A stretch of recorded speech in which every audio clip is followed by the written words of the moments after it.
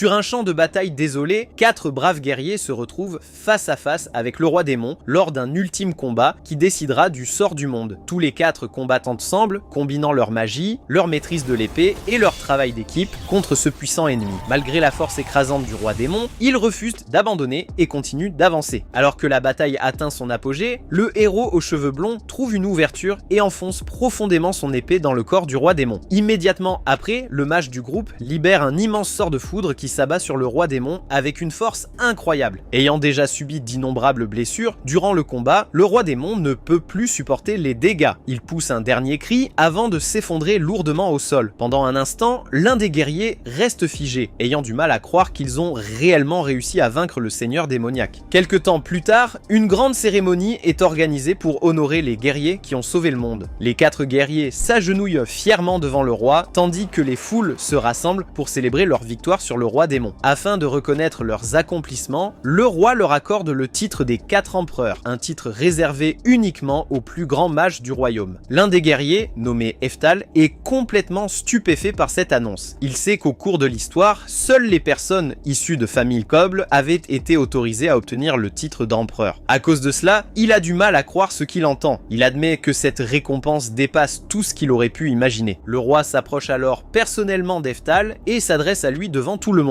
Il explique que même si Eftal n'est peut-être pas le mage le plus puissant du monde, ses contributions et ses accomplissements sont indéniables. Pour cette raison, il a gagné le droit de porter le titre d'empereur. À partir de ce jour, il sera connu sous le nom de l'empereur de la foudre. En entendant ces mots, Eftal fond en larmes, la foule éclate en acclamations tandis qu'il lutte pour retenir ses émotions. Après avoir passé 40 ans à étudier et à maîtriser la magie, tous ses efforts ont enfin été reconnus. Eftal quitte la cérémonie plus fier que jamais. Pour la première fois de sa vie, il a le sentiment que tous ses sacrifices et ses efforts ont véritablement porté leurs fruits. Plusieurs années passent après ce jour et Eftal est désormais un vieil homme. Un matin, il se tient dehors et contemple les vastes champs en silence. Puis, une jeune fille nommée Merlin s'approche de lui et l'informe poliment que le petit déjeuner est prêt et l'attend à l'intérieur. Environ 1 heure plus tard, Eftal enseigne à ses élèves comment maintenir un cercle magique. Les élèves se concentrent attentivement tandis qu'ils tentent de garder leurs cercles actifs aussi longtemps que possible. Durant l'exercice, l'un des élèves perd sa concentration et fait accidentellement disparaître son cercle magique. Eftal le remarque immédiatement et dit à l'élève de ne pas abandonner. Il explique que maintenir sa concentration est l'une des compétences les plus importantes qu'un mage puisse apprendre. S'il n'est pas capable de garder un cercle magique actif en restant immobile, alors il ne pourra jamais en maintenir un tout en récitant des sorts pendant une bataille. Encouragé par les paroles d'Eftal, le garçon recommence rapidement à essayer. Après un certain temps, Eftal met finalement fin à l'exercice. Les élèves dissipent leur cercle magique et se préparent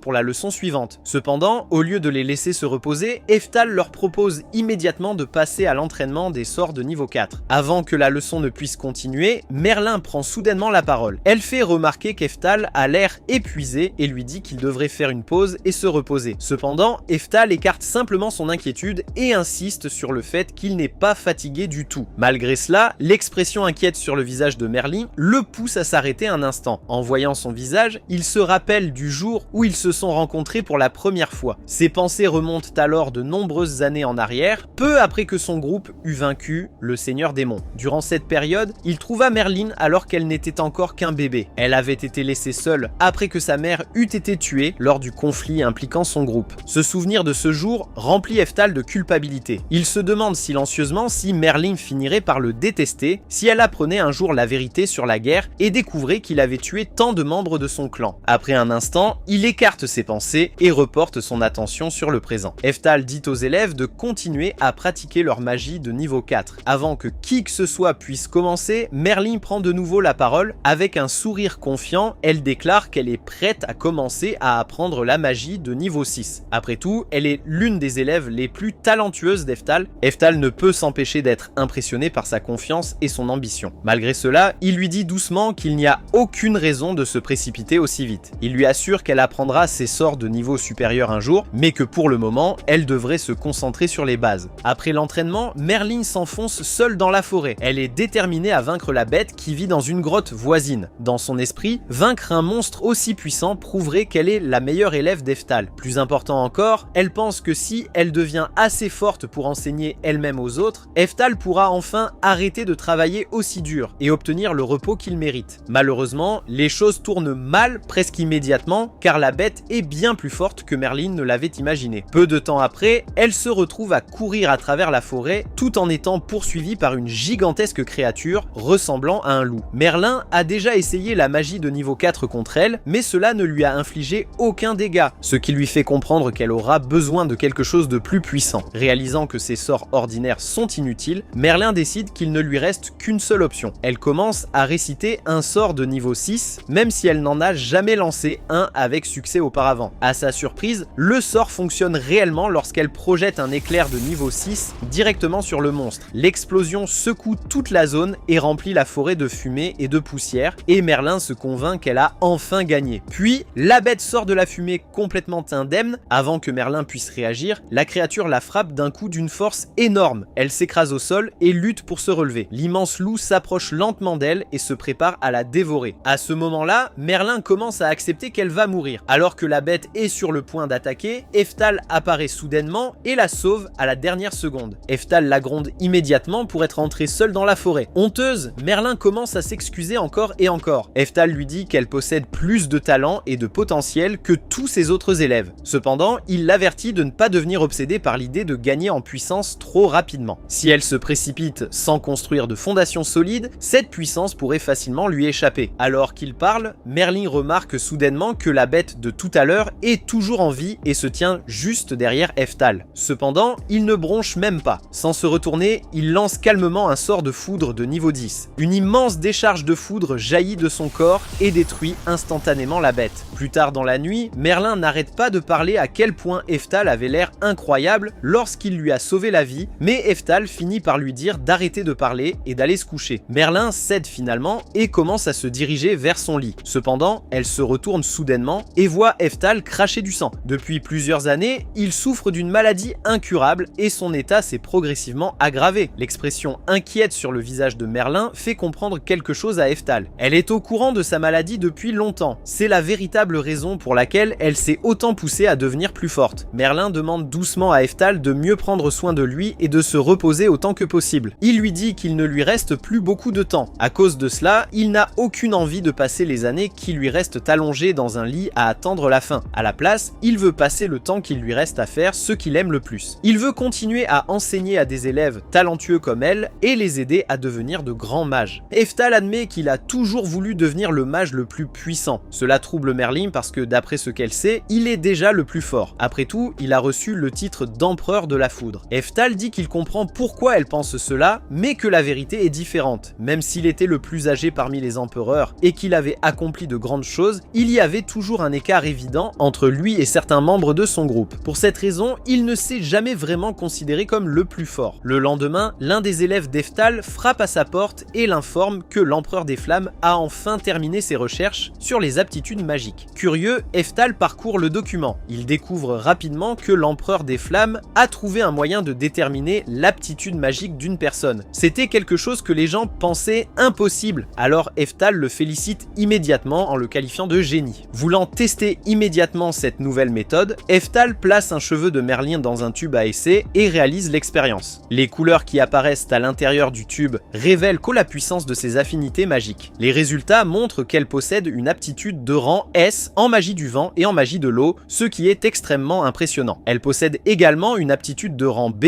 pour la magie du feu et une aptitude de rang C pour la magie de la terre. Puisqu'Eftal élève Merlin depuis qu'elle est bébé, il peut dire que les résultats du test sont exacts. Avant cette découverte, les élèves devaient passer des années à étudier les sorts de base de chaque élément magique. Ce n'est qu'après suffisamment d'entraînement que les professeurs pouvaient avoir une idée approximative des talents naturels d'une personne. Avec ce nouveau test, cependant, ils peuvent déterminer l'aptitude de quelqu'un dès sa naissance. Cela rendra l'entraînement bien plus efficace et aidera les personnes talentueuses à devenir plus fortes beaucoup plus rapidement. Eftal demande ensuite à passer le test lui-même. Merlin dit immédiatement que ce n'est pas nécessaire car ses résultats seraient évidemment au maximum. Cependant, Eftal insiste. Il explique que même s'il ne pouvait jamais atteindre le niveau de magie le plus élevé, il veut au moins savoir s'il avait un jour eu le talent nécessaire pour y parvenir. Le test est effectué, mais le résultat revient complètement incolore. L'un des élèves vérifie les instructions et explique qu'un résultat incolore signifie que la personne ne possède possède absolument aucune aptitude magique. Il ajoute rapidement qu'il doit y avoir une erreur, car Eftal est l'un des mages les plus puissants encore en vie. Pendant un instant, Eftal perd son sang-froid. Il demande que le test soit réalisé une nouvelle fois. Les élèves le répètent plusieurs fois, mais le résultat ne change jamais. Chaque test revient incolore. Alors qu'il fixe les résultats, Eftal commence lentement à comprendre quelque chose. Il se souvient que l'apprentissage de la magie lui prenait toujours plus de temps qu'aux autres. Il se souvient que les autres empereurs le dépassaient constamment malgré tous ses efforts. Pour la première fois, il réalise la vérité. La raison pour laquelle il était toujours laissé derrière était qu'il ne possédait absolument aucune aptitude magique. Cette révélation le brise complètement. Il commence à tousser violemment et Merlin accourt pour s'assurer qu'il va bien. Plus tard, elle frappe à sa porte et dit qu'elle veut lui apporter de l'eau, mais Eftal lui dit simplement de rester dehors. Allongé seul dans son lit, il réfléchit à sa vie. Il se souvient du rêve qu'il a porté pendant des décennies, atteindre le niveau de magie le plus élevé. Désormais, ce rêve est complètement détruit. Peu importe à quel point il a travaillé dur, il n'a jamais eu le talent nécessaire pour atteindre cet objectif. La frustration devient insupportable. Il pense à quel point il se sent pathétique et à la manière dont tous ses efforts n'ont mené nulle part. Soudain, il est victime d'une crise cardiaque. À cet instant, l'une de ses compétences appelée seconde réincarnation s'active. Son jeune lui apparaît dans un étrange espace vide et se retrouve face à une entité divine. En regardant autour de lui, il remarque que plus de 50 ans se sont écoulés et admet qu'il avait complètement oublié la seconde réincarnation. Il s'adresse à l'entité et lui rappelle que c'est ici qu'ils se sont rencontrés pour la première fois après sa mort dans un autre monde il y a longtemps. La déesse lui dit que le moment de sa seconde réincarnation est enfin arrivé. Avant de l'envoyer ailleurs, elle lui rappelle qu'il peut choisir 2 compétences bonus. Elle lui recommande une compétence appelée croissance double, qui lui permettrait de progresser 2 fois plus vite. Cependant, Eftal refuse l'offre. Il dit que les connaissances magiques qu'il possède déjà sont suffisantes. S'il reçoit assez de temps pour travailler dur et s'améliorer, alors il n'a besoin d'aucun avantage spécial. La déesse est impressionnée par sa réponse. Elle sourit, lui souhaite bonne chance et l'envoie dans un nouveau monde. Un instant plus tard, Eftal se réveille dans le corps d'un jeune garçon. Il se redresse soudainement tandis que les souvenirs commencent à affluer dans son esprit. Encore confus, il descend les escaliers et est immédiatement accueilli par sa mère qui le serre chaleureusement dans ses bras et lui dit que le petit déjeuner est prêt. Alors qu'il mange avec elle, ses souvenirs continuent de revenir jusqu'à ce que tout devienne enfin clair. Il réalise que c'est désormais sa 3e vie. Déterminé à ne pas gaspiller cette opportunité, Eftal se fait une promesse. Cette fois, il maîtrisera la magie quoi qu'il arrive. Malheureusement, il découvre bientôt qu'il ne possède toujours aucune aptitude magique dans cette nouvelle vie. Cette nouvelle détruit ses espoirs et il commence à croire qu'il sera une nouvelle fois limité à la magie de niveau 10, tout comme auparavant. Un jour, alors qu'il est allongé dans un champ en réfléchissant à son avenir, il entend soudainement une forte agitation. En levant les yeux, il voit un dragon enragé voler dans le ciel, tandis qu'un groupe de chevaliers le poursuit désespérément. Sans réfléchir, Eftal commence à courir après eux. Cependant, il s'arrête rapidement et se rappelle qu'il n'a que 4 ans. Il n'y a rien qu'il puisse réellement faire avec son corps actuel. Alors qu'il regarde le dragon s'éloigner, il commence à penser au sort de niveau 10 qu'il avait créé durant sa vie précédente. Presque instinctivement, il joint ses doigts et à son grand choc, le sort s'active instantanément. Une puissante décharge traverse le ciel et frappe le dragon directement, faisant tomber cette créature gigantesque en une seule attaque. Eftal regarde ce qui vient de se produire avec incrédulité, mais la vérité le frappe finalement. Même s'il s'est réincarné dans un nouveau monde, il possède toujours les mêmes capacités et la même puissance qu'il avait à son apogée dans sa vie précédente. Au fil du temps, Eftal passe la plupart de ses journées à étudier et à faire des recherches sur tout ce qu'il peut trouver. Au cours de ses recherches, il découvre que le monde dans lequel il vit est en réalité exactement le même que celui de sa vie précédente. La seule différence est que plus de 400 ans se sont écoulés depuis cette époque. Le lendemain matin, le grand frère d'Eftal, Phrasier, arrive à la maison. Il apporte de l'argent pour aider à payer les dépenses quotidiennes de la famille et les provisions du foyer. Après cela, Phrasier remarque Eftal assis calmement, un livre de magie difficile entre les mains. Il est étonné qu'un enfant aussi jeune puisse lire et comprendre un ouvrage aussi avancé. Eftal répond simplement qu'il aime lire ce genre de livres parce qu'il les trouve incroyablement intéressants. En entendant cela, Phrasier sourit. Il promet que lors de sa prochaine visite, il apportera encore plus de livres à Eftal en cadeau. Phrasier est sincèrement impressionné par l'amour qu'Eftal porte à l'apprentissage. Il dit que si leur père pouvait voir cela, il serait sûrement fier. En entendant ces paroles, Eftal devient curieux. Il demande quand il aura enfin la chance de rencontrer son père. Malheureusement, Phrasier explique que leur père est est extrêmement occupé et qu'il a rarement du temps libre. En fait, depuis qu'Eftal est né dans ce monde, il n'a jamais rencontré son père une seule fois. Son père est le duc Orkoth, l'une des personnes les plus importantes du royaume d'Azul et une figure très respectée dans le domaine de la magie. Sans que personne ne le sache, le duc Orkoth est également un descendant direct d'Eftal lui-même, de sa vie précédente, lorsqu'il était connu sous le nom d'empereur de la foudre. Pour cette raison, Eftal a toujours été curieux de savoir quel genre de personne était son descendant. Malheureusement, la mère d'Eftal est née sans aucune aptitude magique. À cause de cela, l'épouse principale du duc Orkoth, ainsi que ses autres maîtresses, l'a méprisé depuis le début. Elles ont même fini par considérer Eftal comme une erreur, car lui aussi était né sans aucune affinité magique. Tous les deux ont été si maltraités qu'ils ont finalement été bannis et forcés de vivre dans une région isolée, loin du reste de la famille. Par conséquent, le duc Orkoth et ses autres épouses ne reconnaissent même pas Eftal comme faisant partie de la famille. C'est la véritable raison pour laquelle il n'a jamais été autorisé à rencontrer son propre père. Phrasier, quant à lui, est le deuxième fils né de l'épouse principale du duc Orkoth. Après avoir appris les mauvais traitements qu'Eftal et sa mère avaient subis, il a eu pitié d'eux et a décidé de les aider à chaque fois qu'il le pouvait. Malgré tout ce qui se passe autour de lui, Eftal ne se préoccupe honnêtement pas beaucoup des problèmes de sa famille. Tant qu'il a l'occasion d'étudier de nouveau la magie, cela lui suffit. Quelque temps plus tard, la famille s'assoit ensemble pour prendre le thé. Au cours de leur conversation, Fraisier demande à Eftal ce qu'il souhaite faire plus tard, après avoir passé autant de temps à étudier. Sans la moindre hésitation, Eftal répond avec enthousiasme que, dès qu'il sera assez âgé, il prévoit de s'inscrire à l'académie de magie et de se consacrer à l'étude de la magie. Cependant, avant qu'il puisse terminer sa phrase, sa mère lui couvre rapidement la bouche. Elle rappelle à Fraisier qu'Eftal est né comme elle et qu'il ne possède absolument aucune aptitude magique. Pour cette raison, elle pense qu'il finira probablement par étudier l'art de l'épée ou peut-être par intégrer une école militaire en grandissant. Fraisier s'enthousiasme en entendant cette suggestion. Il rappelle à la mère d'Eftal qu'il a lui-même terminé premier de sa promotion à l'école militaire et il pense donc que cette voie pourrait encore offrir un brillant avenir à Eftal. Fraisier avoue qu'il avait initialement choisi l'école militaire parce qu'il voulait se rebeller contre le fait d'avoir grandi dans une famille célèbre pour la magie. Cependant, en y repensant maintenant, il croit avoir finalement fait le bon choix. Comme il a beaucoup de temps libre ce jour-là, Fraisier décide d'enseigner à Eftal les bases de l'art de l'épée. Tous les deux passent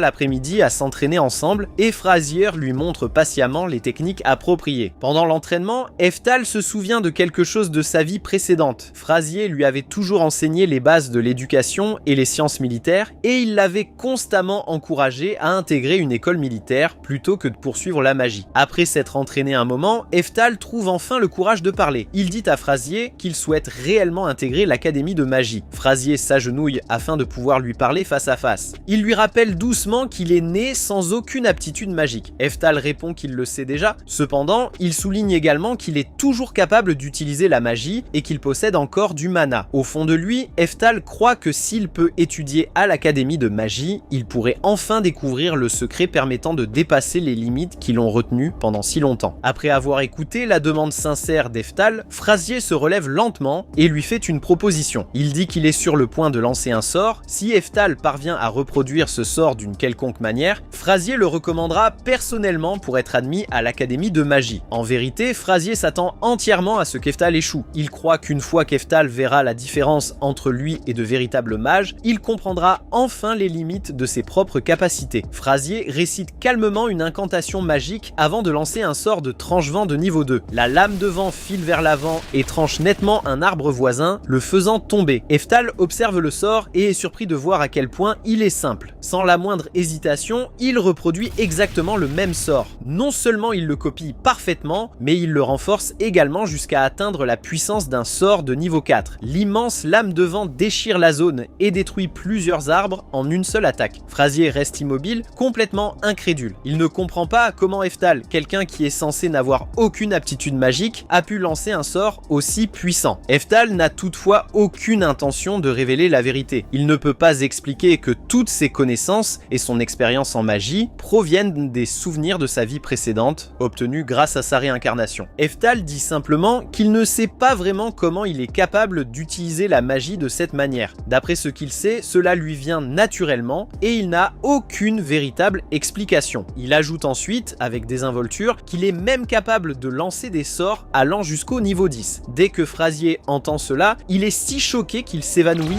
immédiatement. Jusqu'à présent, Eftal n'avait jamais montré sa magie à qui que ce soit. Cependant, après avoir vu la réaction de Fraisier, il comprend que quelque chose doit être très différent dans l'ère actuelle de la magie. Ses pensées retournent au jour où il a vaincu le dragon avec un seul sort de foudre. Les chevaliers qui avaient assisté à la scène n'arrivaient même pas à croire ce qu'ils avaient vu. Au lieu de penser qu'il s'agissait simplement d'une magie puissante, ils avaient à supposer que cela devait être un miracle envoyé par Dieu. Alors que Fraisier est toujours inconscient dans son lit, Eftal passe les heures suivantes à réfléchir à tout ce qu'il a appris concernant les 400 dernières années. Après avoir rassemblé toutes les informations, il arrive à une conclusion évidente. Le niveau global de la magie a fortement décliné depuis sa vie précédente. Il réalise également que lancer des sorts sans réciter d'incantation est devenu extrêmement rare à cette époque. Cela explique pourquoi Fraisier a été si choqué en le voyant utiliser la magie avec autant de facilité. À partir de ce moment-là, Eftal décide que cacher ses véritables capacités est le choix le plus sûr. Finalement, Fraisier se réveille brusquement. Même après avoir ouvert les yeux, il reste bouleversé par la facilité avec laquelle Eftal a réussi à lancer ce sort. Afin d'éviter tout problème, Eftal lui dit calmement de se détendre. Il insiste sur le fait que tout ce dont Fraisier se souvient n'était rien de plus qu'un étrange rêve. À la surprise d'Eftal, Fraisier croit réellement à cette histoire. Grâce à cela, Eftal peut continuer à s'entraîner en secret sans éveiller les soupçons de qui que ce soit. Pour garder Fraisier heureux, Eftal fait également semblant d'avoir accepté l'idée d'intégrer une école militaire au lieu de l'académie de magie. Dans le cadre de son entraînement, Fraisier continue de lui enseigner l'art de l'épée. Pendant leur séance, Eftal est battu encore et encore. Cependant, chaque défaite ne fait que le motiver à travailler encore plus dur. Au lieu de se décourager, il utilise chaque défaite comme une raison supplémentaire de devenir plus fort. Lorsqu'il atteint l'âge de 10 ans, les compétences d'Eftal à l'épée se sont considérablement améliorées. Il tranche facilement un énorme tronc avec un seul coup, montrant à quel point il est devenu plus puissant. Alors que ses compétences continuent de progresser, Eftal commence à penser que devenir le plus puissant épéiste magicien du monde ne serait finalement pas un mauvais objectif. À ce stade, Fraisier lui enseigne l'art de l'épée 3 fois par semaine. Ce jour-là, cependant, Fraisier décide qu'il est enfin temps d'offrir à Eftal une leçon spéciale. Fraisier présente Eftal à un homme immense et très musclé nommé Moria, ancien commandant des chevaliers du royaume d'Azul. Sans perdre de temps, Moria défie immédiatement Eftal en duel. Il lui dit de ne pas se retenir et de l'attaquer avec toute sa force. Alors que Moria marche calmement vers le centre du terrain d'entraînement, Eftal a du mal à faire le premier mouvement. L'aura écrasante de Moria est si intimidante qu'elle le laisse figé pendant un instant. En voyant Eftal hésiter, Moria suppose qu'il n'est rien de plus qu'un enfant faible. Il fonce droit vers lui, espérant terminer le combat en une seule attaque. Au tout dernier moment, Eftal esquive. En utilisant une magie de renforcement physique pour fortifier son corps, il contre rapidement avec plusieurs frappes nettes, parvenant à surprendre Moria. Alors que le duel se poursuit, Moria réalise qu'Eftal est bien plus talentueux qu'il ne l'avait imaginé. Il comprend immédiatement pourquoi Fraisier avait une si haute opinion de lui. Fraisier est d'accord et explique que, même si Eftal ne possède aucune aptitude magique, il contrôle avec une fluidité incroyable le mana qui circule dans son corps. Le combat continue, mais peu à peu, Moria commence à repousser Eftal sur la défensive. Réalisant qu'il est dominé, Eftal décide d'utiliser une technique qu'il a apprise au cours de l'une de ses vies précédentes. Il surprend Moria, le projette par-dessus son épaule et l'écrase directement contre le sol. Grâce à cela, Eftal remporte le duel. Moria accepte sa défaite sans se plaindre, il rit, tapote la tête d'Eftal et lui annonce qu'il a réussi l'épreuve. Fraisier s'approche alors et révèle la vérité. Il explique que Moria est en réalité le directeur de l'Académie des sciences militaires d'Azul. Puisque Moria a été impressionné par la performance d'Eftal, celui-ci a officiellement réussi l'examen d'entrée et dispose désormais d'une place garantie à l'Académie. Eftal est complètement pris au dépourvu. Tout s'est passé si vite qu'il commence à se demander comment les choses ont pu en arriver là. Quelques années plus tard, une violente tempête de pluie éclate. Alors que tout le monde reste à l'intérieur pour éviter la pluie, il remarque Eftal dehors et suppose simplement qu'il poursuit son entraînement à l'épée. En réalité, Eftal est allé profondément dans la forêt pour pratiquer secrètement sa magie de niveau 10. Il libère un immense sort de foudre qui s'écrase au sol avec une force incroyable. L'explosion est si puissante que Fraisier la prend pour un éclair naturel et se précipite immédiatement dans la forêt pour s'assurer qu'Eftal est sain et sauf. Après avoir confirmé qu'il ne lui est rien arrivé, Fraisier rappelle à Eftal qu'il a maintenant 14 ans. Cela signifie que lorsqu'il aura 15 ans, il commencera officiellement à fréquenter l'Académie des sciences militaires. Le problème est qu'Eftal n'a aucune envie d'y aller. Il sait que la vie à l'Académie ne fera que devenir plus difficile car il n'a toujours aucune aptitude magique. À la place, il prévoit de quitter la maison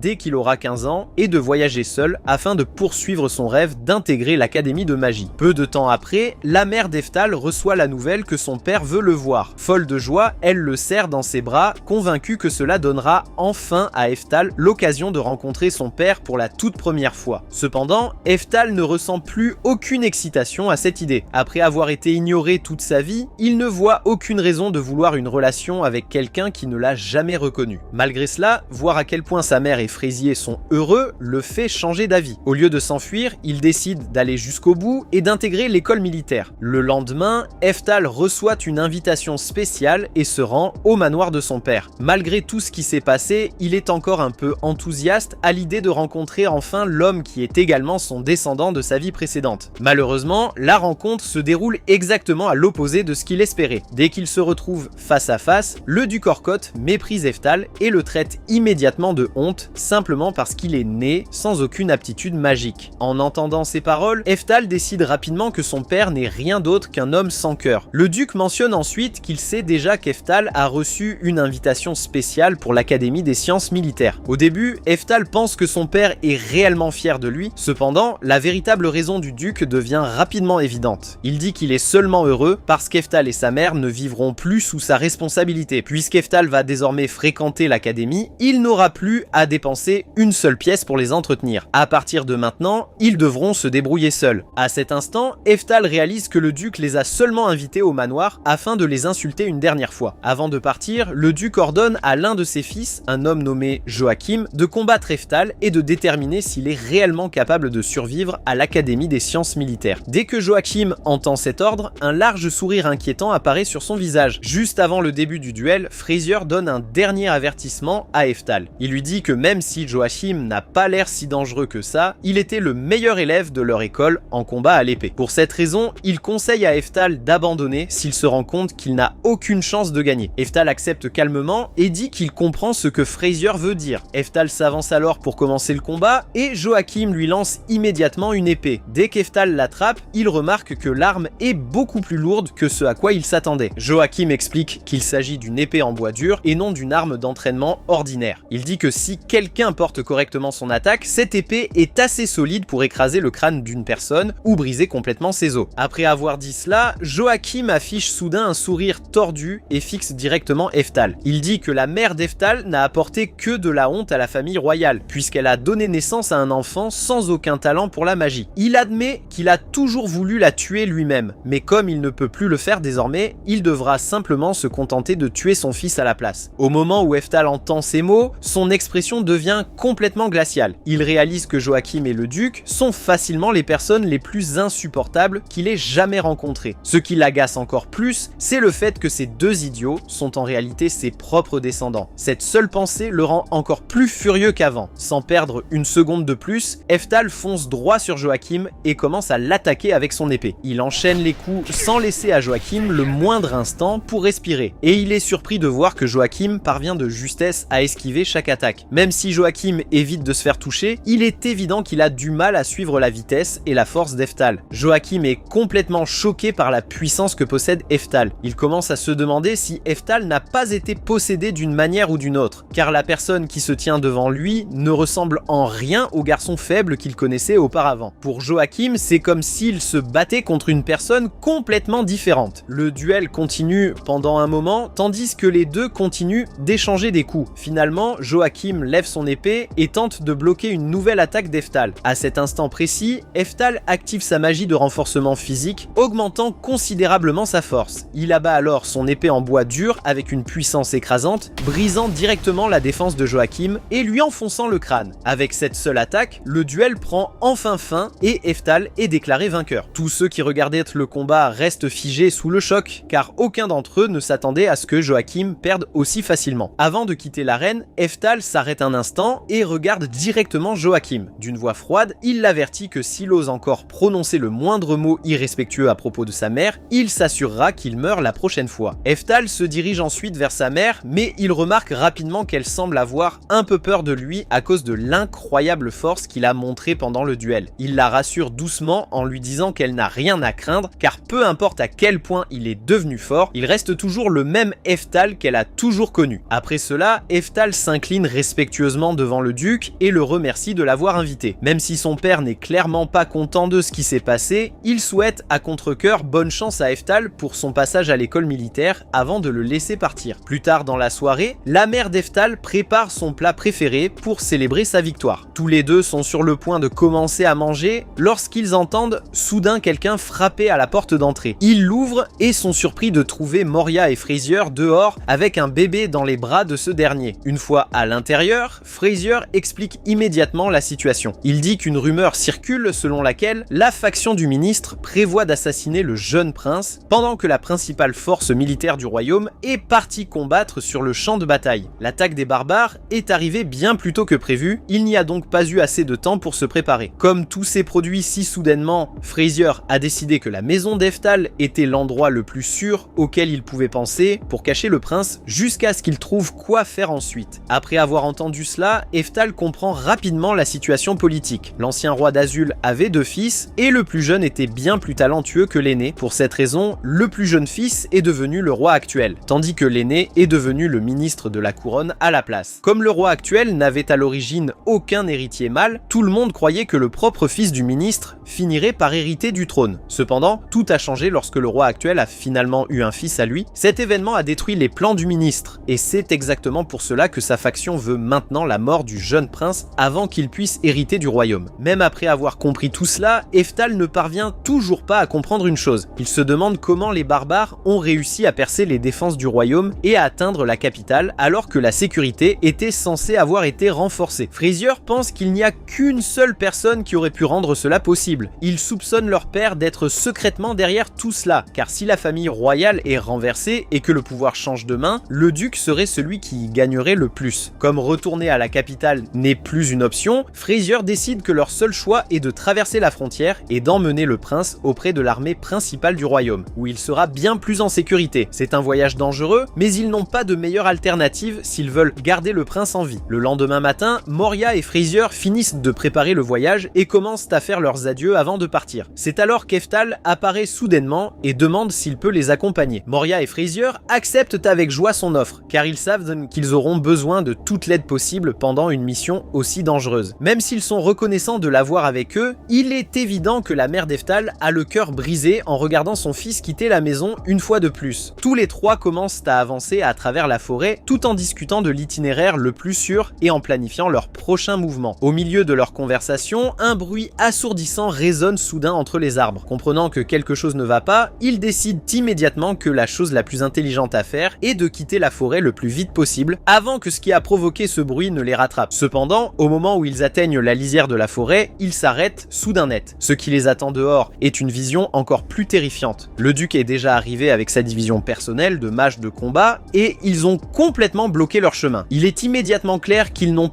aucune intention de laisser le prince s'échapper et qu'ils sont prêts à le ramener, peu importe le prix. Ils pensent immédiatement à faire demi-tour, mais ils découvrent très vite que le chemin derrière eux a déjà été bloqué par un mur de feu. C'est à ce moment-là qu'ils comprennent que le bruit assourdissant qu'ils ont entendu plus tôt venait en réalité des mages du duc qui étaient en train de mettre le feu à toute la forêt. Avec les flammes qui coupent une voie de fuite et les forces du duc qui bloquent l'autre, ils se retrouvent complètement piégés, sans le moindre endroit où fuir. Voyant qu'ils n'ont aucune issue facile, Frasier décide que l'option la plus raisonnable est d'essayer de discuter avec son père. Il s'avance sur le champ de bataille et demande au duc d'écouter ce qu'il a à dire avant que quelqu'un d'autre ne soit blessé. À la grande surprise de Frasier, le duc accepte et avance calmement pour venir à sa rencontre. Pendant un bref instant, Frasier se sent soulagé, car il croit que le duc est réellement prêt à négocier. Cependant, le duc n'avait jamais eu l'intention de discuter depuis le début. Sans donner le moindre avertissement à Frasier, il sort soudain un outil magique et le frappe avec un éclair. L'attaque touche Frasier de plein fouet, le faisant perdre connaissance avant même qu'il ait la moindre chance de réagir. Aussitôt après, le duc fait signe au reste de ses mages, leur ordonnant de tout réduire en cendres. Les mages commencent tous à travailler ensemble, combinant leur magie pour lancer un puissant sort de foudre de niveau 6. L'énorme sort s'abat sur le champ de bataille et dévaste complètement toute la zone, détruisant presque tout sur son passage. Eftal n'a aucune idée si Frasier a réussi à survivre à une attaque aussi dévastatrice ou non. En regardant la destruction se dérouler sous ses yeux, l'égoïsme du duc et son mépris total pour les vies innocentes ne font que le rendre de plus en plus furieux. Chaque seconde qui passe fait grandir sa rage encore davantage. Moria remarque que l'expression d'Eftal est devenue bien plus sombre qu'avant et tente immédiatement de le calmer avant qu'il ne perde le contrôle. Cependant, Eftal ignore son inquiétude et lui dit simplement qu'il est sur le point de leur montrer à quoi ressemble la vraie magie. Eftal avance alors calmement sur le champ de bataille sans montrer la moindre trace de peur. Sous les yeux de tout le monde, il lance un sort de glace de niveau 9 avec une puissance écrasante. En un instant, la magie glaciale se répand sur le champ de bataille et gèle complètement toute la forêt. Cette démonstration de magie incroyable laisse chaque mage ainsi que le duc lui-même figés dans un état de choc total, car aucun d'entre eux n'a jamais été témoin d'une puissance aussi phénoménale auparavant. Au moment où le duc réalise que la personne qui se tient devant lui est Eftal, il ordonne immédiatement à ses mages d'arrêter de se retenir et de lui montrer ce dont ils sont réellement capables. Sans hésiter, les mages unissent de nouveau leurs forces et tirent plusieurs flèches explosives de niveau 5 droit sur Eftal. Les attaques semblent le toucher directement, provoquant une énorme explosion qui secoue tout le champ de bataille. Le duc se met aussitôt à célébrer, convaincu que personne ne pourrait survivre à une attaque d'une telle ampleur. Mais alors que la fumée se dissipe lentement, tout le monde reste sans voix. Eftal se tient toujours exactement au même endroit qu'avant, complètement indemne. Il s'avère qu'il s'est protégé grâce à son cercle de défense magique, toujours actif, ce qui lui a permis de bloquer toute l'explosion sans subir la moindre blessure. Désespéré de l'arrêter, le duc ordonne à tous ses mages de déchaîner le sort de foudre de niveau 6 contre Eftal. Alors que la puissante attaque fonce vers lui, Eftal ne peut s'empêcher de trouver toute cette scène insultante. Le sort utilisé contre lui est exactement la même magie de foudre légendaire qui, à l'origine, portait son nom. La voir utilisée d'une manière aussi pitoyable ne fait que l'agacer encore plus. Sans montrer la moindre inquiétude, Eftal lance calmement un sort de garde d'énergie de niveau 7 et bloque toute l'attaque sans le moindre effort. L'immense sort de foudre disparaît sans lui laisser une seule égratignure. Tous les mages qui regardent la scène restent complètement stupéfaits car le sort de foudre de niveau 6 est considéré comme une magie légendaire. Ils avaient toujours cru qu'il était impossible pour qui que ce soit de le bloquer de front. Après cela, un sourire tordu se dessine lentement sur le visage d'Eftal. Il fonce soudain droit dans l'armée de mages et commence à les abattre les uns après les autres, sans leur laisser la moindre chance de riposter. Ses mouvements sont si rapides et si écrasants que les mages sont complètement impuissants face à lui. Les uns après les autres, ils tombent avant même de pouvoir comprendre ce qui se passe. Comprenant qu'ils n'ont absolument aucune chance de le vaincre, les mages restants abandonnent le combat et tentent de fuir pour sauver leur vie. Avant que l'un d'eux ne puisse s'échapper, Eftal lève la main et lance un sort de foudre de niveau 10. La magie écrasante balaie instantanément le champ de bataille, anéantissant toute l'armée en une seule attaque. Lorsque la poussière finit par retomber, seuls Joachim et le duc sont encore en vie. Eftal marche calmement vers les deux survivants sans montrer la moindre émotion. Il assomme Joachim d'un simple coup avant même que celui-ci ait la moindre chance de résister. Ensuite, il tourne son attention vers le duc. En le regardant droit dans les yeux, Eftal lui dit qu'il n'a aucune intention de faire preuve de pitié envers un homme capable de sacrifier son propre fils pour ses ambitions égoïstes. Une fois qu'il a fini de parler, il assomme également le duc. Ainsi, le coup d'état prend enfin fin. Peu de temps après, Joachim et le duc sont tous les deux exécutés publiquement pour leurs crimes, mettant définitivement un terme à leur rébellion. Il ne faut pas longtemps avant que Frazier ne sorte de l'hôpital. Dès qu'Eftal apprend la nouvelle, il va immédiatement prendre de ses nouvelles. Frazier explique qu'il n'a survécu que grâce au collier de sa famille, qui l'a protégé de l'attaque mortelle. Au moment où Eftal voit le collier, il le reconnaît immédiatement comme étant la garde d'Oberon. Il lui appartenait autrefois dans le passé et avait été transmis à travers la famille pendant de nombreuses générations avant de finir entre les mains de Frazier. Avec la disparition du duc, Frazier devient le nouveau chef de la famille car il a risqué sa propre vie pour protéger le prince héritier pendant l'attaque. En plus de cela, le royaume commence à retirer au duc tous ses titres de noblesse et tous ses honneurs, effaçant complètement son héritage après tout ce qu'il avait fait. Quelque temps plus tard, Eftal décide de montrer à Frazier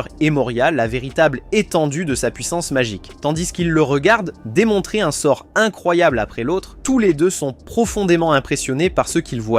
Malgré cela, ils l'avertissent qu'il devrait garder sa véritable force secrète, car si le reste du monde découvrait un jour à quel point il est réellement puissant, cela pourrait plonger le monde entier dans le chaos. Ils sont encore plus surpris lorsqu'Eftal révèle qu'il prévoit toujours d'aller à l'école de magie. Frazier et Moria pensent tous les deux qu'il est déjà devenu beaucoup trop puissant pour apprendre quoi que ce soit là-bas, mais Eftal explique que la puissance brute ne fait pas tout. Il veut étudier la magie correctement afin d'apprendre à contrôler ses capacités et à utiliser chaque sort à son plein potentiel. Après avoir entendu son raisonnement, Frazier et Moria soutiennent pleinement sa décision. Ainsi, Eftal franchit une nouvelle étape importante dans son voyage pour maîtriser la voie de la magie. À l'âge de 15 ans, Eftal boucle enfin ses affaires et se prépare à partir pour l'académie de magie. Il suffit de voir le visage de sa mère pour comprendre à quel point son absence va lui peser. Elle le serre une dernière fois dans ses bras avant de le laisser partir, tandis que Moria et Frazier lui font de grands signes de la main pendant qu'il s'éloigne. En prenant la route, Eftal se fait une promesse silencieuse. Cette fois, il dépassera toutes les limites que son talent lui a imposées. Après avoir voyagé pendant un moment, il aperçoit une maison de thé au bord du chemin et décide de s'y arrêter pour faire une pause. Alors qu'il savoure sa boisson, une scène attire son attention à l'autre bout de la salle. Un roturier est presque à genoux devant un mage nommé Maître Edwards,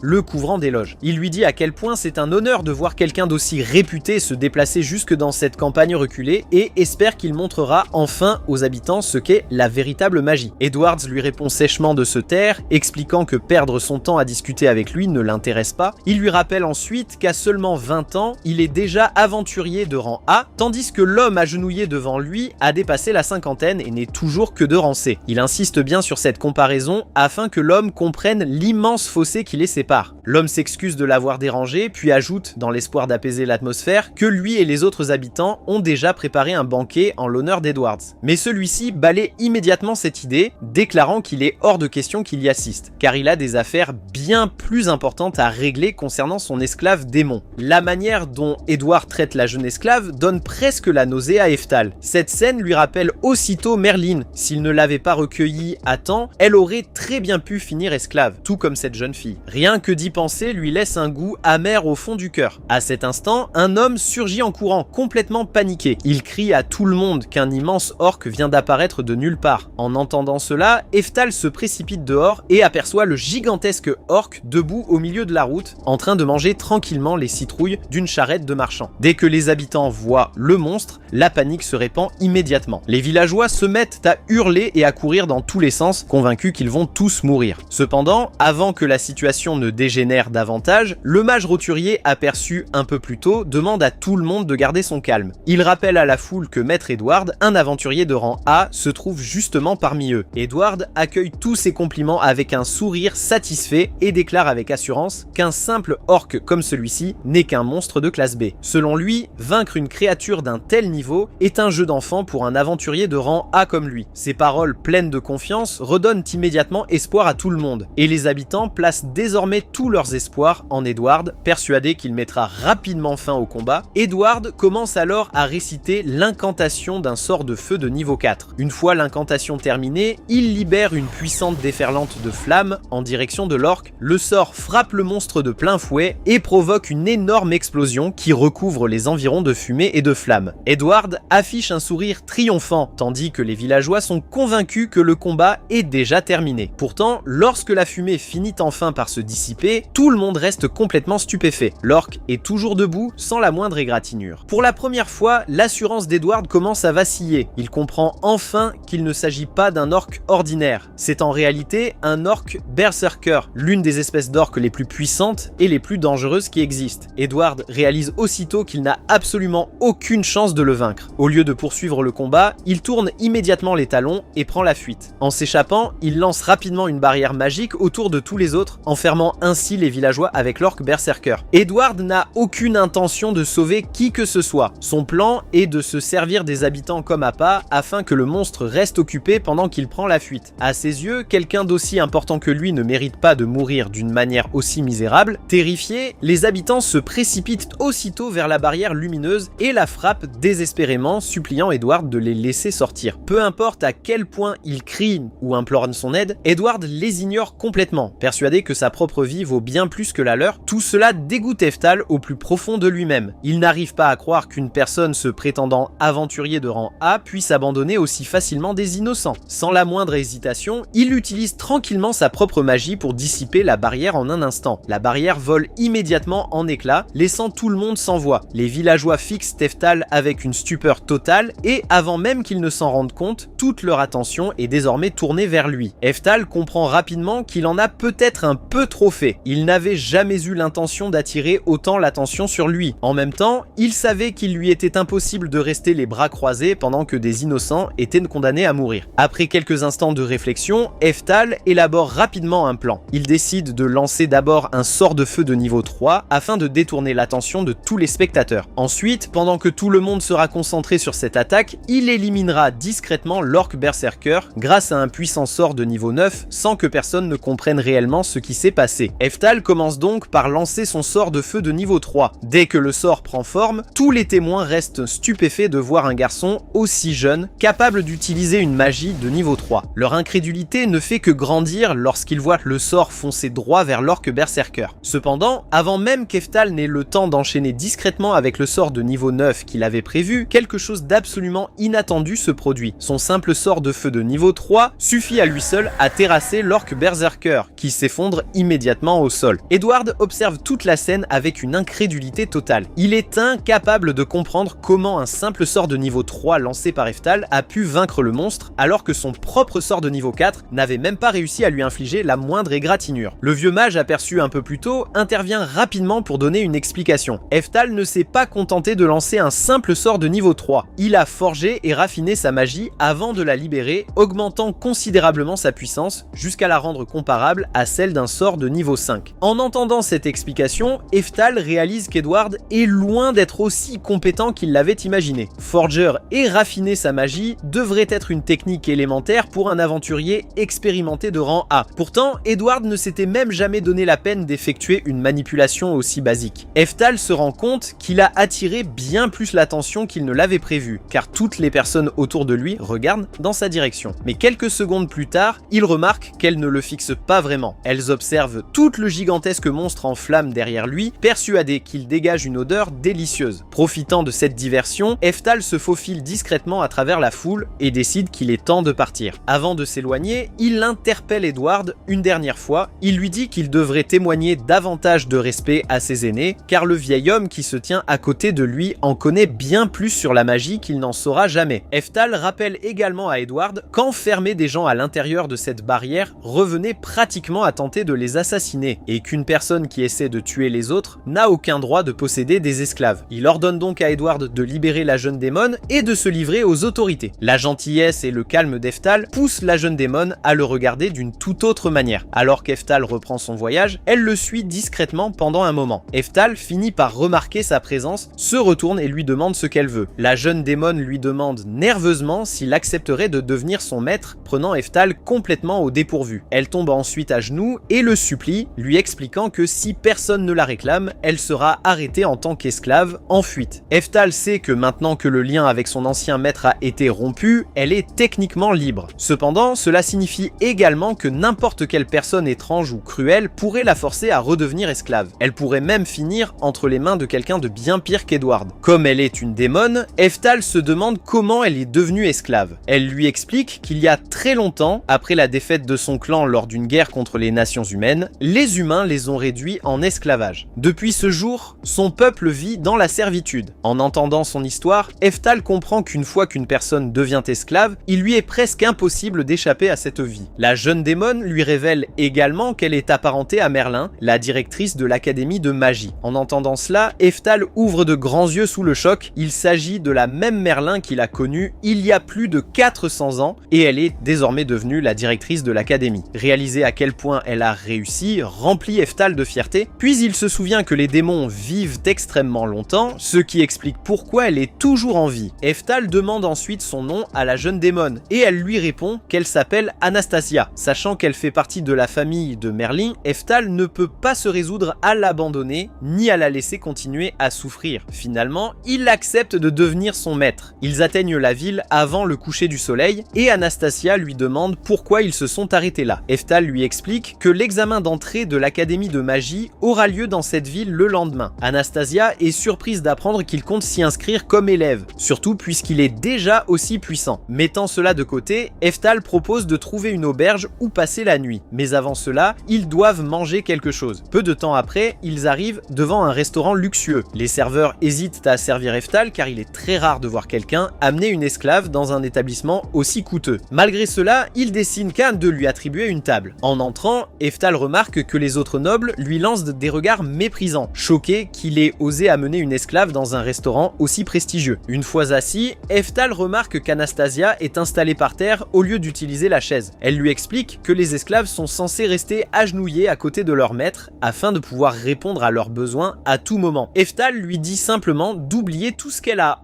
appris en tant qu'esclave et de s'asseoir sur la chaise. Au moment où Anastasia prend place, l'un des serveurs s'approche et informe Eftal qu'il est interdit aux esclaves de s'asseoir sur les chaises, car l'établissement est exclusivement réservé à une clientèle de haut rang. Il commence même à penser qu'Eftal est trop pauvre pour pouvoir payer un repas dans ce restaurant, mais tout change au moment où Eftal dépose 3 gouttes de dragon sur la table, laissant le serveur sans voix. Eftal pense que cela ne suffit pas, alors il révèle toutes les autres gouttes de dragon cachées sous sa veste. Le serveur comprend immédiatement qu'une seule goutte de dragon vaut 500 pièces d'or. Il change donc aussitôt d'attitude, présente rapidement ses excuses et ordonne au reste du personnel de servir à Eftal et à son invité le meilleur repas du menu. Lorsque les plats arrivent enfin, Eftal s'apprête à manger, mais il remarque qu'Anastasia est encore trop nerveuse pour toucher à son repas à cause de son statut d'esclave. Eftal lui répète une nouvelle fois d'oublier tout cela et de simplement profiter de la nourriture. Il reconnaît qu'elle a probablement été maltraitée pendant la majeure partie de sa vie et qu'il est même possible qu'un jour, il blesse ses sentiments sans s'en rendre compte. Si cela devait arriver, il lui affirme qu'elle aurait parfaitement le droit de se mettre en colère contre lui et de le lui dire. Anastasia est sincèrement stupéfaite que quelqu'un puisse la traiter avec autant de gentillesse et d'équité, et elle accepte avec joie. Le lendemain matin, ils se rendent à l'académie de magie afin de s'inscrire à l'examen d'entrée. Anastasia remercie également Eftal de lui avoir acheté de nouveaux vêtements et Eftal lui répond qu'ils lui vont très bien. Après y avoir réfléchi davantage, Eftal suggère qu'Anastasia devrait elle aussi passer l'examen d'entrée. Si elle réussit, elle pourrait obtenir un bon travail à l'avenir. Anastasia n'est pas très convaincue d'en être capable, mais Eftal est certain qu'elle s'en sortira parfaitement. Il peut sentir qu'elle possède plus de talent magique que presque toutes les autres personnes présentes. Après tout, elle fait partie des descendantes de Merlin. Peu de temps après, l'instructeur principal s'avance et annonce que la première épreuve de l'examen d'entrée prendra la forme d'une immense bataille royale. On annonce aux candidats qu'ils devront se battre jusqu'à ce qu'il ne reste plus que 5 personnes. Ils sont autorisés à utiliser toutes les méthodes qu'ils souhaitent, du moment qu'ils parviennent à expulser leurs adversaires hors de l'arène. Le superviseur chargé de surveiller l'épreuve est en réalité un aventurier de rang B qui dirige cette partie de l'examen d'entrée chaque année. Cependant, après avoir observé cette épreuve pendant tant d'années, le superviseur n'a que très rarement vu des élèves réellement sortir du lot. Pour cette raison, il n'attend pas grand-chose du groupe de candidats de cette année et pense que le combat ne sera pas différent de tous ceux auxquels il a déjà assisté Psia. La bataille royale commence peu après et les candidats se mettent immédiatement à se battre. La stratégie habituelle consiste à éliminer les élèves les plus faibles aussi vite que possible avant qu'ils ne deviennent gênants plus tard. C'est pourquoi plusieurs élèves s'en prennent rapidement à Eftal et Anastasia, persuadés qu'ils seront des cibles faciles. Cependant, le superviseur reste complètement stupéfait lorsqu'Eftal parvient à vaincre 9 élèves à lui tout seul. Il comprend qu'Eftal utilise une sorte de magie de renforcement physique, mais il reste malgré tout surpris qu'une personne aussi jeune soit capable de la maîtriser à un niveau aussi élevé. Anastasia décide alors de rejoindre le combat et lance un sort de vent de niveau 3. Les autres élèves restent sans voix car un sort de niveau 3 est considéré comme un sort avancé pour quelqu'un de leur âge. Eftal remarque qu'Anastasia a dû réciter une incantation avant de lancer son sort. Alors il lui demande pourquoi elle a besoin de faire cela. Anastasia est déconcertée par la question car elle ne pense même pas qu'il soit possible de lancer de la magie sans utiliser d'incantation. Eftal décide alors de lui prouver qu'elle se trompe. Il commence à lancer simultanément 4 sorts de vent de niveau 4 sans utiliser la moindre incantation, laissant Anastasia et les autres élèves complètement stupéfaits. Le puissant sort expulse immédiatement tous les candidats restants hors de l'arène, mettant fin au combat en un instant. Le superviseur reste totalement incrédule face à ce qu'il vient de voir. Il ne s'attendait absolument pas à voir quelqu'un d'aussi jeune qu'Eftal utiliser une magie aussi puissante sans même avoir besoin d'une incantation. Tous leurs adversaires ayant été vaincus, le superviseur annonce officiellement qu'Eftal et Anastasia ont remporté cette manche de l'examen d'entrée. Vient ensuite l'épreuve écrite. Eftal s'assoit et regarde la feuille d'examen, mais il trouve rapidement l'ensemble extrêmement fastidieux. Il y a tout simplement beaucoup trop de questions et il a l'impression que l'épreuve n'en finit jamais. Cependant, Eftal ne trouve pas les questions elles-mêmes difficiles. Dans sa vie précédente, il maîtrisait déjà parfaitement l'étude de la magie, alors les connaissances évaluées sont des choses qu'il connaît déjà très bien. Environ 1 heure plus tard, l'épreuve écrite prend enfin fin. Eftal pousse un soupir de soulagement et dit à Anastasia à quel point il est heureux d'avoir enfin terminé de répondre à toutes ces questions. Cependant, Anastasia l'informe soudainement qu'il n'était pas censé répondre à toutes les questions de l'examen. Il devait simplement choisir la question la plus étroitement liée à son propre domaine d'études et répondre uniquement à celle-ci. En entendant cela, Heftal est complètement sous le choc. Il n'arrive pas à croire qu'il ait passé tout ce temps à répondre à chacune des questions alors qu'il ne devait en traiter qu'une seule. Les examens sont finalement corrigés et les responsables de l'école restent complètement stupéfaits en découvrant les résultats d'Heftal. Il obtient le score incroyable de 958 points, ce qui en fait la meilleure note jamais enregistrée dans toute l'histoire de l'examen. Le doyen devient immédiatement méfiant et suppose qu'Heftal a dû tricher d'une manière ou d'une autre. Cependant, avant qu'il puisse prendre la moindre mesure, le superviseur de la bataille royale entre dans la pièce. Le superviseur explique que, durant la bataille royale, Heftal est parvenu à lancer 4 sorts de niveau 4 en parallèle. Au vu de l'incroyable talent qu'Heftal a démontré pendant le combat, le superviseur pense qu'il est extrêmement improbable qu'il ait eu besoin de tricher à une simple épreuve écrite. Le doyen commence alors à réfléchir au nom d'Heftal. Il se souvient que le tristement célèbre empereur de la foudre portait exactement le même nom. Cela l'amène à se demander si Heftal pourrait, d'une manière ou d'une autre, être la réincarnation du mage légendaire. Quelques jours plus tard, tous les candidats se rassemblent autour du panneau d'affichage de l'école pour découvrir s'ils ont été admis à l'académie de magie. Heftal parcourt attentivement la liste en essayant de trouver son nom. Alors qu'il est encore en train de chercher, Anastasia accourt soudainement vers lui et l'enlace. Elle annonce avec enthousiasme à Heftal qu'elle a été admise dans la classe spéciale de magie. Cependant, Anastasia réalise rapidement qu'elle est en train de serrer Heftal dans ses bras devant tous les autres élèves. Elle devient immédiatement embarrassée lorsqu'elle remarque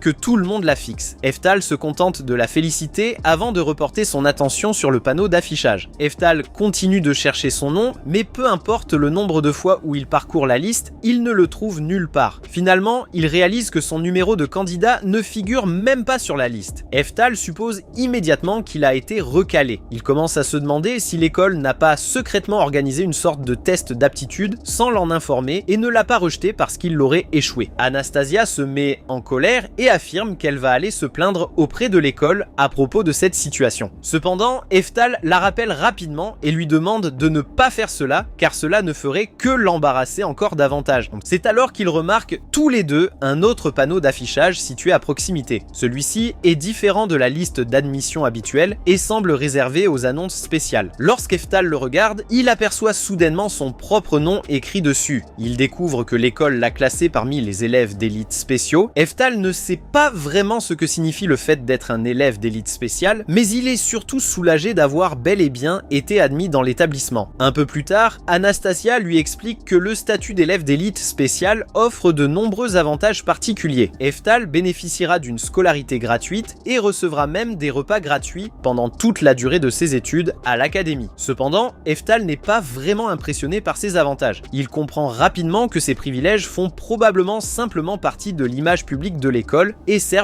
à montrer à tout le monde à quel point ces élèves d'élite spéciaux sont importants. Au lieu d'être enthousiaste à l'idée d'attirer toute cette attention, Heftal commence à craindre qu'être traité comme un élève spécial ne lui cause finalement plus de problèmes que cela n'en vaut la peine. Après tout, il ne veut pas que tout le monde surveille chacun de ses faits et gestes ou cherche constamment à découvrir qui il est réellement. Heftal a déjà son propre objectif en tête. Il prévoit de profiter de l'immense bibliothèque de l'école tout en restant aussi discret que possible. Son principal objectif est de parcourir en secret les connaissances et les documents de recherche de l'académie. Heftal espère qu'en étudiant tout ce qu'il pourra trouver, il finira peut-être par faire une découverte majeure concernant les aptitudes magiques. Mais maintenant qu'Heftal s'est vu attribuer un rang aussi élevé, il commence à se demander s'il pourra réellement continuer à faire profil bas. L'école lui accordant déjà énormément d'attention, passer inaperçu risque d'être bien plus difficile qu'il ne l'avait imaginé au départ. Alors qu'Heftal et Anastasia traversent l'enceinte de l'école, Heftal aperçoit soudainement une personne qui lui est familière. Dès qu'il la voit, il reconnaît immédiatement Merlin. Merlin a beaucoup grandi depuis la dernière fois qu'Heftal l'a vue, mais il ne fait aucun doute dans son esprit qu'il s'agit bien d'elle. Heftal sait que Merlin le connaît très bien, alors si elle parvient à l'observer attentivement, elle pourrait facilement découvrir qui il est réellement. Cela pourrait devenir un énorme problème, car Merlin risquerait de révéler publiquement qu'Heftal est en réalité l'empereur de la foudre. Heftal se cache rapidement discrètement derrière un mur et tente d'éviter que Merlin ne le voie. Il sait que la chose la plus sûre à faire est de s'éloigner d'elle le plus vite possible. Eftal attrape donc Anastasia et tente de quitter les lieux avant que Merlin ne le remarque. Cependant, Eftal comprend rapidement que se cacher de Merlin ne suffira pas. Même si elle ne le voit pas directement, Merlin est toujours capable de ressentir son énergie. Merlin s'arrête soudainement et comprend qu'Eftal doit se trouver quelque part dans les environs. Elle commence alors à fouiller la zone en suivant l'énergie qu'elle ressent. Eftal tente de s'éloigner aussi vite que possible, mais Merlin finit par le rattraper. Elle court jusqu'à lui et lui pose immédiatement une question très directe. Elle veut savoir s'il a un quelconque lien avec l'empereur de la foudre. Eftal nie immédiatement savoir quoi que ce soit au sujet de l'empereur de la foudre et refuse de donner à Merlin la moindre raison de le soupçonner. Sans perdre davantage de temps, il s'enfuit rapidement avec Anastasia avant que Merlin ne puisse lui poser d'autres questions. Une fois enfin arrivé à l'extérieur, Eftal se tourne vers Anastasia et lui demande si elle a réussi à reconnaître Merlin. Anastasia admet qu'elle a un peu honte de le dire, mais qu'elle n'a en réalité jamais rencontré Merlin auparavant. Eftal est surpris, mais Anastasia lui explique que Merlin et elle ne sont que de très lointaines parentes. Comme leur lien familial est extrêmement éloigné, elles n'ont jamais eu l'occasion de se rencontrer. Eftal comprend alors que cela paraît finalement logique. Après tout, Anastasia et Merlin ne se ressemblent pas vraiment, il serait donc compréhensible qu'Anastasia n'ait aucune idée de l'apparence de Merlin. Un peu plus tard, les nouveaux élèves se rassemblent pour leur cérémonie d'accueil. Au cours de l'événement, Merlin est invitée à monter sur l'estrade en tant que directrice de l'Académie Altena afin de prononcer un discours de bienvenue aux nouveaux élèves. Lorsque Merlin termine son discours, Eftal comprend enfin pourquoi elle se trouve ici. Il réalise qu'elle n'est pas professeure à l'Académie, ce qui signifie qu'il ne devrait pas avoir à s'inquiéter de la recroiser de sitôt. Cependant, au moment même où Eftal pense que tout va bien se passer, le doyen l'appelle soudainement devant tout le monde et le présente comme l'un des élèves d'élite spéciaux de l'Académie. Dès que Merlin entend le nom d'Eftal et réalise qu'il s'agit du même nom que celui de son ancien maître, elle devient immédiatement convaincue qu'il s'agit réellement de lui. Eftal comprend rapidement que son projet de mener une vie tranquille vient de complètement s'effondrer. Plus tard, comme prévu, toutes les filles de la classe entourent immédiatement Eftal. Elles sont fascinées par lui parce qu'il est un élève d'élite spéciale et elles trouvent que son statut le rend incroyablement impressionnant. Anastasia observe toutes les filles entourant Eftal et commence à ressentir une légère jalousie. Cependant, avant que les choses n'aillent plus loin, Merlin s'approche soudainement d'Eftal et pose sa feuille de résultats sur son bureau. Elle affiche clairement une expression furieuse. Les filles comprennent immédiatement que quelque chose de sérieux est en train de se passer, alors elles s'éloignent rapidement pour laisser Merlin et Eftal discuter en privé. Merlin commence par demander à Eftal s'il connaît le concept de réincarnation. Eftal se demande immédiatement si Merlin a déjà découvert sa véritable identité. Cependant, il décide de jouer les ignorants et fait semblant de ne pas comprendre de quoi elle parle. Merlin lui explique alors pourquoi elle se méfie de lui. D'après les réponses qu'Eftal a données pendant l'examen écrit, elle comprend que sa maîtrise de la théorie magique est correcte. Cependant, il y a quelque chose d'étrange dans les connaissances qu'il a démontrées. La théorie magique d'Eftal repose en réalité sur des idées qui étaient utilisées il y a plus de 400 ans. C'est pour cette raison que ces réponses étaient si difficiles à comprendre au premier abord. Eftal réalise immédiatement qu'il a commis une grave erreur. Il a manqué de prudence et a accidentellement révélé des connaissances qui ne devraient